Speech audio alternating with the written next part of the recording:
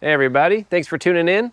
Behind me is a 2006 Toyota Prius that we purchased for a reasonable price. Now with that price, we do have the hybrid battery light on and the engine's no good. What I want to know is how much will it take to resurrect this thing and make it a reliable car? What's our budget, you ask?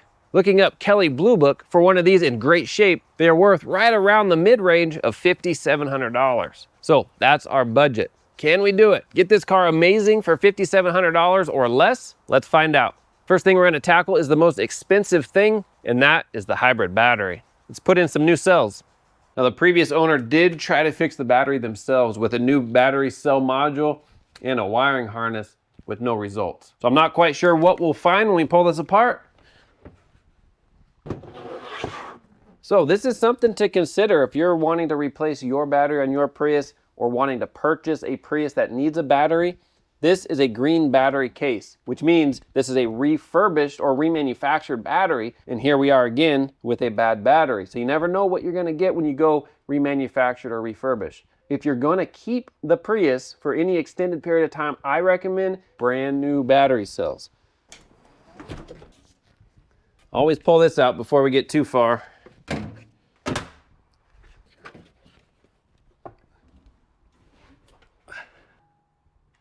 All right, that's it. Let's get these modules replaced. Brand new battery cells. Let's put the cover on, slap this back in the vehicle. Whew, this thing is heavy. So I was missing some nuts and bolts, so I went to the hardware store just so we can finish this up.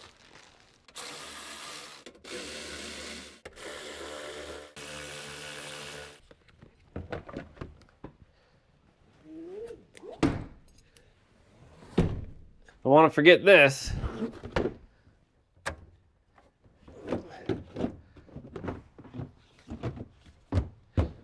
All right, that's it. Battery's in. While that battery was expensive, we actually got a pretty good deal by purchasing it directly from the manufacturer. Can you take a guess how much it set us back? If you guessed right around $1,300, you were pretty close. Add in a few nuts and bolts, and this was our total. Now, let's move to the next most expensive thing, and that's the engine. I could rebuild this engine. Instead, we're gonna opt for a low mileage engine from Japan. They're called JDM engines. There are plenty of distributors here in the US that you can purchase them from. So let's replace the engine. The good news is these hoods are super light, pretty easy to work with. I do have full-length repair videos on everything we're doing to this vehicle in the description. Keep working.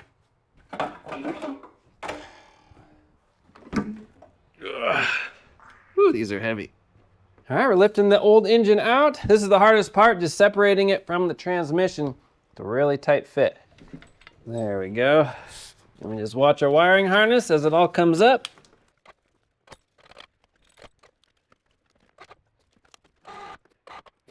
Nice, we got the old engine out. I'm gonna push the vehicle back so we can get this off of the hoist. There's a few things we wanna do to the new engine before installing it. First thing is a new thermostat. Still had some coolant in it. Put in our new one. Then the water pump.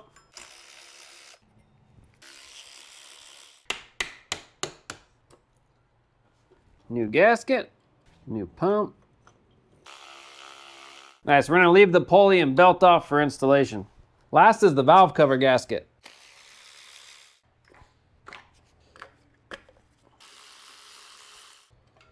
This also allows us to look inside the engine and see how good of a deal we got.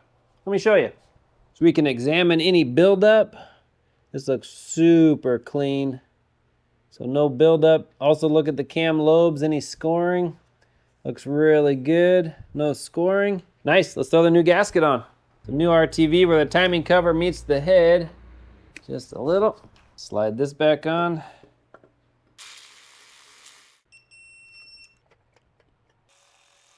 Nice, that's it, we're ready to install. Now you might be wondering about spark plugs. Why didn't I replace those? For a couple of reasons. This engine only has 60,000 miles, so the plugs are good for another 40,000 miles. They're also easy to get to when it's time to replace them later, and they still look really good. Let's put this on the hoist and drop it in. Got the new engine on the hoist. Real quick on the car side, what we ended up doing was just replacing the radiator hose. This is the upper hose, And then got the lower hose here, brand new. And there's just one little pump right here we ended up replacing. Other than that, everything looks good. We replaced the radiator hoses, not because they were leaking, but because they are a pain to get to later on. And that's it. Let's install it. Here we go, going in.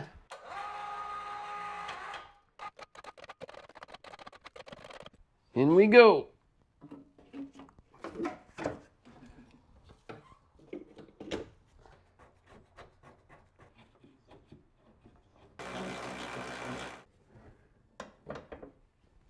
Got a new serpentine belt, new air filter,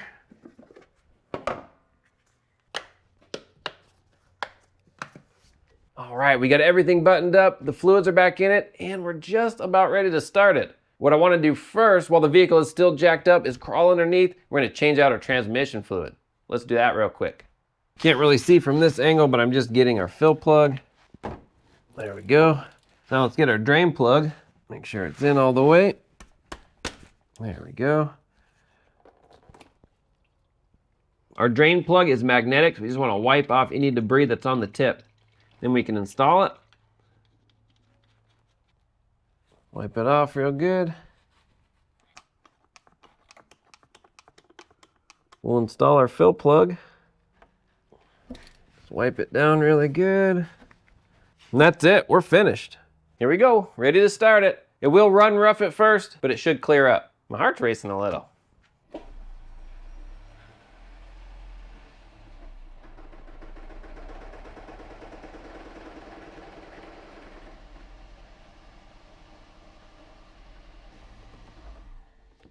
All right, that was long enough to run. I wanted it to run just long enough, get that oil circulating, lube up everything. Now we're gonna do a fresh oil and filter change. Now that was a lot of work. It took me almost 2 full days to do everything. One day to pull the old engine out, swap out those few parts on the new engine, set the new engine in. That was one day. And then the second day, buttoning everything back together, changing out the fluids, and making sure it ran correctly. So what was the cost? If you guessed around $1,200, you're pretty good. It was just over $1,200. Then add the belt, hoses, water pump, all those little extras for an additional $200, just a little over $200. So around $1,500 to put in a relatively new engine. Was it worth it? Let me know what you think below. Let's move on to our next project. Let's hop down and take a look at the brakes and suspension. I have taken it on a test drive since we got it all back together, and I don't hear anything abnormal in the suspension. Nothing in the wheel bearing, sounds nice and quiet. So hopefully anything we need to do is minimal. Let's take a look. With our vehicle jacked up, we'll take one hand on 3 o'clock, one hand on 9 o'clock, and we'll try to shake it back and forth. We want it nice and solid. That feels really good. And then we'll go 12 o'clock, 6 o'clock, and do the same thing. Yeah, that feels nice. Let's pull our tire off. Let's zoom in. So right off the bat, you can tell these rotors definitely need to be replaced. And if you look, not sure how much you can see, but we only have just a little bit of pad life left. So we're definitely gonna put on new pads, new rotors. Let's keep looking around. We know our tie rod is nice and tight, and our boot looks to be in really good shape. So we're gonna leave this. Look at our sway bar link, same. We know it's tight. Let's just look at the boots. Looks really good. Let's go down to our ball joint. We tested the ball joint is tight and the boot is in good shape. So we're gonna leave this as well. So far the suspension is in really good shape. Come up, look at the strut. It's not leaking. Now this little boot here is torn. That's pretty common. It doesn't hurt anything, just dust and stuff can get around here, but we're not leaking. That's the important thing. So we're gonna leave our struts. They feel really good when you're driving. They're not spongy or anything like that. Just nice, good suspension going over bumps. Last thing we're gonna check are our CV axle boots. This is the inner boot. It looks good. We haven't been flinging grease anywhere. And then our outer boot, same, just a really good boot. So no issues with our CV axles. All right, so let's just put some brakes on. Let's make sure our caliper is good and our slide pins can slide freely. Take a flat screwdriver, put it right in this window, and we'll pull towards us. There we go. Nice. Just like that. And now this can slide, so nothing is seized. That's excellent. Hang our caliper. Oh yeah, these inside pads especially, there's like nothing left. So glad we're doing this. Pop these out, we'll re-grease them using the caliper grease. Slide that in. I like to twist it as it goes in. Take off our bracket. Well, that's not good. I broke my electric ratchet. Bummer. I'm sad. I love that thing. Ugh, man, these things are really tight. Oh my gosh. Whew. All right, let's get our rotor off. A few taps should do it. There we go. Got our new rotor cleaned off. Got the bracket with new hardware on it. Throw new pads in. They should slide in pretty easy. Just like that. Perfect. There we go. Nice. I'll throw the tire back on. Do the same thing to the other side.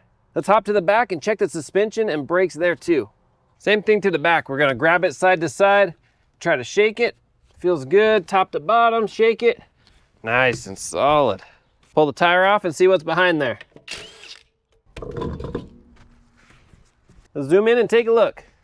There's not a lot of suspension components back here. There's no CV axle, tie rods, sway bar links, or anything like that. So really our biggest thing is our strut. And this is just dirt. Looks really good. Nothing's leaking.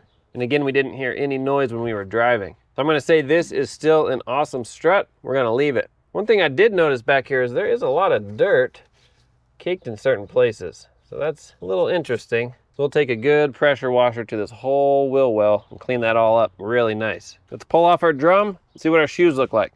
Give it a few whacks. There we go. So actually the rear brakes, let me zoom you in. Our shoes look pretty good. They have a lot of meat left on them.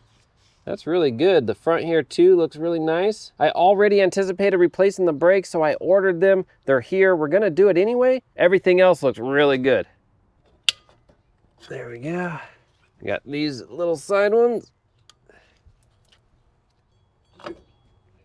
Okay, this came off pretty easy.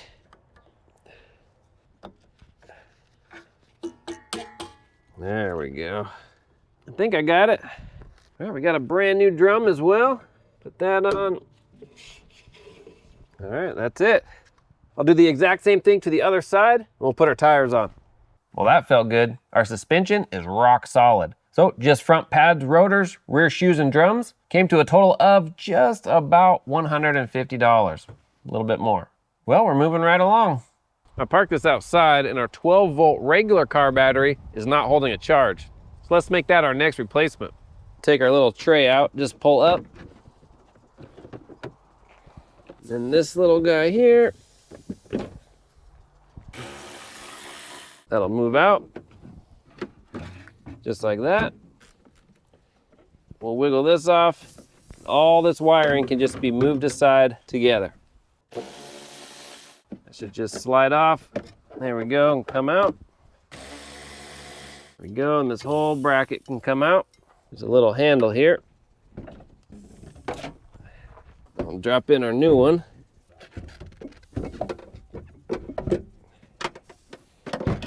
There we go. All right, perfect. Put our duct back in. Put that on. There we go. Sounds like we got stuff turning on. Sweet. Put this back in. Just like that. Move you around. Put our box back in. Put our lid on. Lock, lock, and we're done. Nice, battery replaced. That feels good. Now we won't have any more issues as we move along with our repairs. So let's hop to the next one. Next thing on the list is kind of a pet peeve, but it bugs the mess out of me. Let me show you. All the doors are like this. They don't want to stay open because our door check is bad.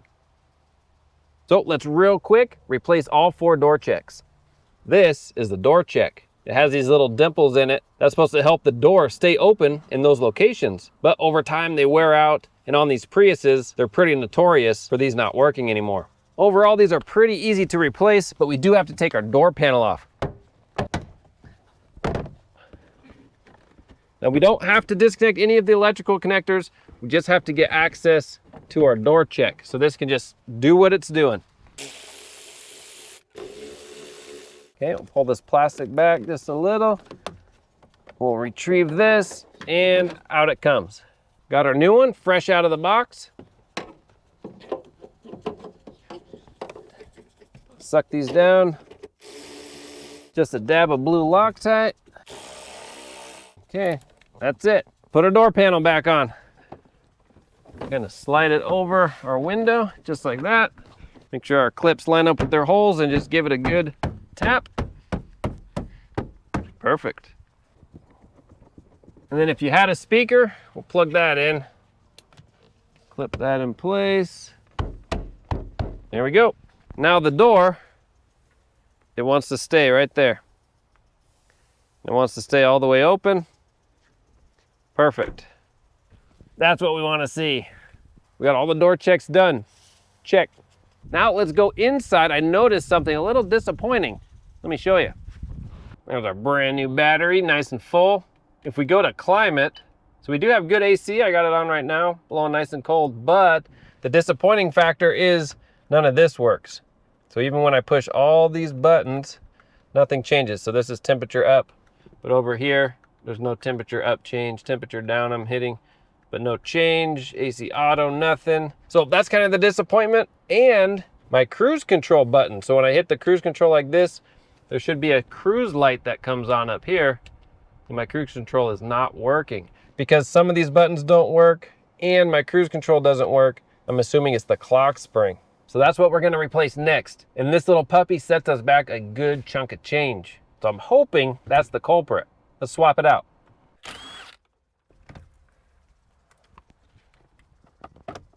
Nice, got the old one out. Well, there's a lot of hair in here.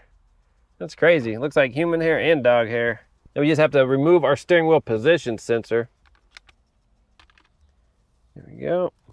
Brand new one right out of the box. Slap this on. There we go. All locked in. They actually are pretty easy to replace. They're just a little expensive. Pull the pin. There we go. Feed this through.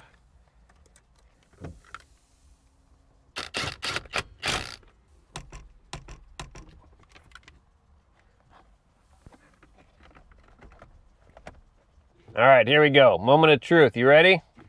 Turn the car on. Okay. Turn this radio off.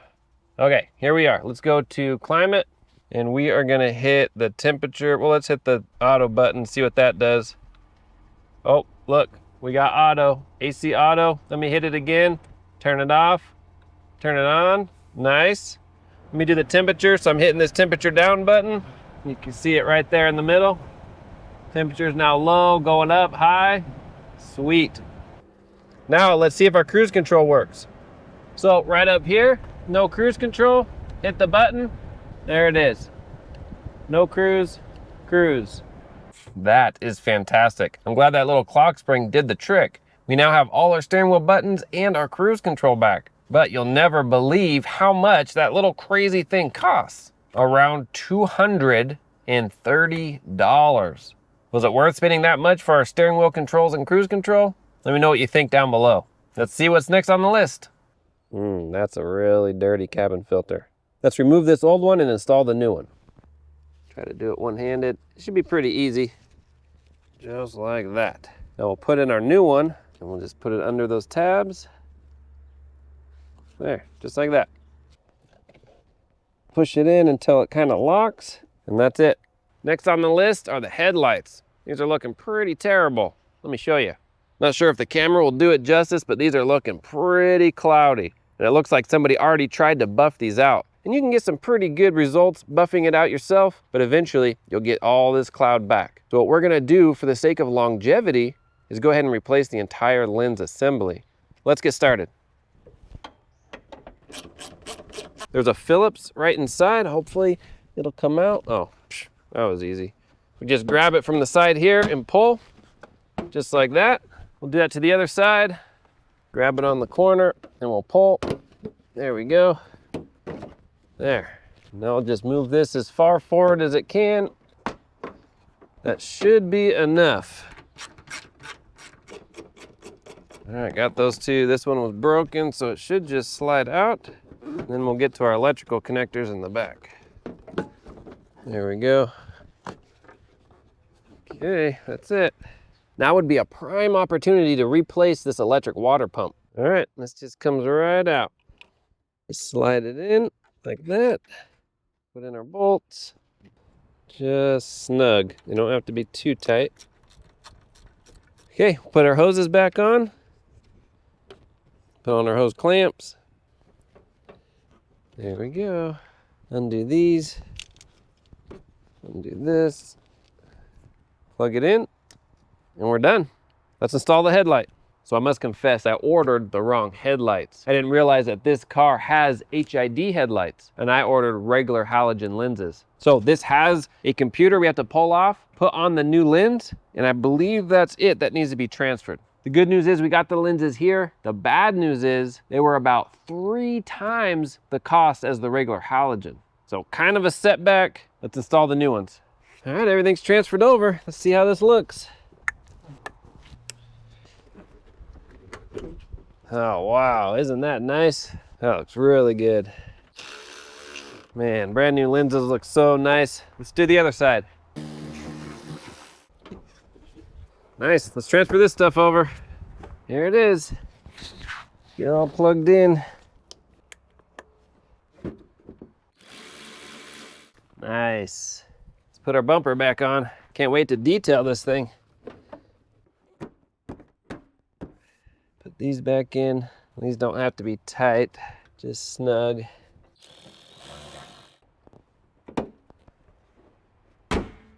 All right, brand new headlight lenses. Well, last things last, it's a good detail. All right, this is it. Let's shine this thing up. I'm not a professional detailer, so I'm just gonna spray it down, suds it up, do a light buffing, and a wax. All right, that's the best I can get it. Let's do a walk around. It's amazing what a little buff and wax will do. It's turned out pretty nice. Really happy with it. And then those headlights, man, that just makes it pop. Love it. All the way around. Well, that's it. Let's talk about some final numbers and close this video out. Just so you can see what we ended up with, I've driven it 662 miles since we've done all the repairs. And in the last 277 miles, we averaged 45 miles per gallon. Not too shabby. Unfortunately, in that 600 miles, a few things popped up that we had to take care of. For one, the HID headlights, the ballast stopped working. That's that computer on the back of the lens. So I went ahead and bought 2 new ballasts, which set us back about $180. Then we had both upstream and downstream oxygen sensor codes. So we replaced those as well. And when I pulled them out, it looked like the old engine was burning quite a bit of oil, so the tip of our oxygen sensors were just caked. They were definitely bad. That also set us back about $180. But here's where it hurts. You can imagine an engine burning that much oil may also damage the catalytic converter, and it did. So we had to buy a brand new catalytic converter, and I went ahead and purchased a new resonator as well. So the converter and resonator ended up being about $400. Okay, not too bad. You can say, well, we're right about our target, but I saved one thing for last, the initial purchase price. After everything we've had to replace, you may think I paid a little too much for it. Take a guess, $900. That was our purchase price. And then transferring over the title ended up being another $340. So just over $1,200 for our initial upfront cost. Our grand total, everything included, ended up being $6,092.07. We are just over budget by a couple $100. My question to you, was it worth it? If we can get 10 years out of this car, what about 5 years? Is that still worth it? I'd like to hear what you think. Comment down below. Thanks for watching. Like, subscribe. See you on the next one.